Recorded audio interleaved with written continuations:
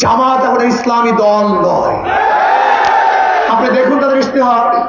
আমার জামাতের বাবারা, আমাদের জামাতের বন্ধুরা খুব ভালো মতো শোনেন। আপনাদের সৃষ্টি হয়েছিল সৎ লোকের শাসন চাই, আল্লাহর আইন চাই। কই সেই আইন, কই সেই স্লোগান, কই সেই বক্তব্য?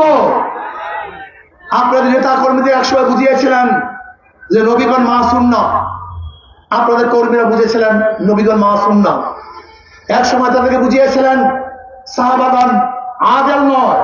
আপনার অনুসারে বুঝেছিলেন সাহাবাগণ আদেল নয়।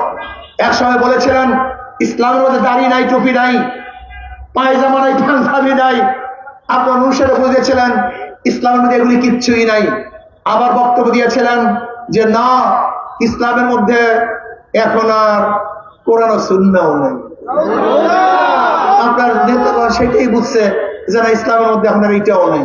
আপনারা বলতেছেন, মানুষকে বুঝাচ্ছেন যে আস্তে আস্তে আমরা বলবো না, আমরা ইসলামের কথা বলবো না, ক্ষমতায় গিয়ে ইসলাম কায়েম করব। এটাই তো ধোঁকা দিচ্ছেন না। যদি ইসলামের কথা না বলে ক্ষমতায় যান, ধরে নেন, আর ইসলামী হুকুমত কায়েম করেন, গোটা বাংলাদেশের বামপন্থীরা, যত বাংলাদেশের ইসলামের দুশ্মনরা সাথে সাথে রাস্তায় নামবে। তুমি ইসলামের কথা বলে ক্ষমতায় যাও নাই, তুমি ইসলাম এখানে আল্লাহ কোথার থেকে? বাংলা কথা বুঝছেন না? বাংলা কথা বুঝছেন? ইসলামের কথা বলে তুমি ক্ষমতায় যাও নাই, ইসলাম তুমি আল্লাহ কোথার থেকে? এক মিনিটের জন্য আপনি টিকতে পারবেন না।